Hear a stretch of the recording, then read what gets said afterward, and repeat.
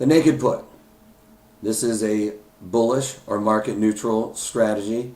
Again, one would say that a naked put comes with theoretical unlimited losses, but as we know, nothing really goes below zero. The other thing is the way that I teach these strategies are going to be covered well before we let these fully play out. There's almost a very rare instance that I let anything trade to zero or trade into expiration. A lot of different reasons why I don't like to carry things to the very last day. There's so many funny things that happen in the last couple of days when big money comes in and starts pushing the underlying around to kind of pin it at their strike, and I don't like to be a part of that battle. So I really try and take advantage of theta decay and cover it when I think that the risk reward has pretty much equaled out. And I have several rules that I'll be going over later on, and when to cover these types of trades, when the days are that I like to enter the trade to expiration, things of that nature. So keep watching and we will drill down into this. This is options basics, so I'm trying to keep it simple. And again, essentials to success is going to be picking the right strike, picking the right duration, picking the right environment, picking the right underlying, and always know your exit strategy before entering the trade. The naked put is a strategy that collects a premium, as we said, and would like to see time decay and volatility to contract as the underlying trades sideways to higher. So selling puts right now in the last couple of years has been a great strategy that everybody is just falling in love with. Plus, puts have a tendency to carry a little bit more volatility in them. So you get a little bit more premium when you sell a put versus selling a call, but you will almost always see the premium get pumped up in the puts because puts are an indication of fear.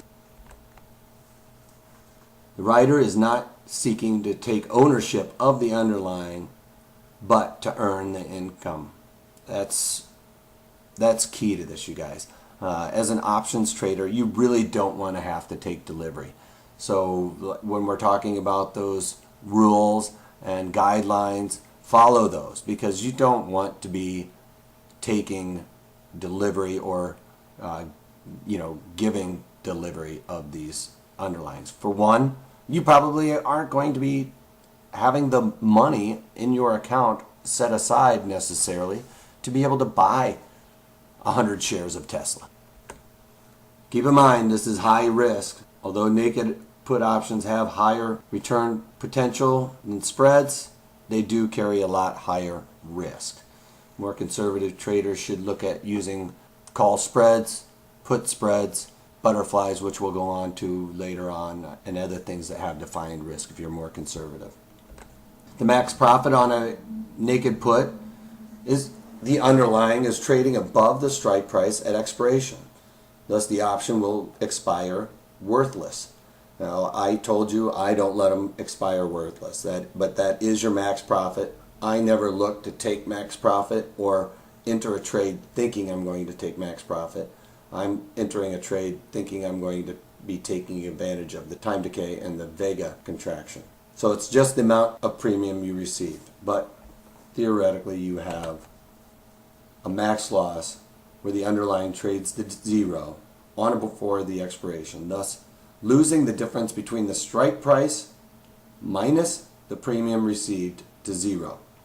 So the strike price that I sold, if I sold the 50 put and received $4, my max loss is going to be $46. The break even on the underlying is below the strike price by the amount of premium received. So if I sold the 50 strike price, I collected $4 in premium, my break even is going to be $46. So if the underlying trades down to $46, that is my break even. The bull puts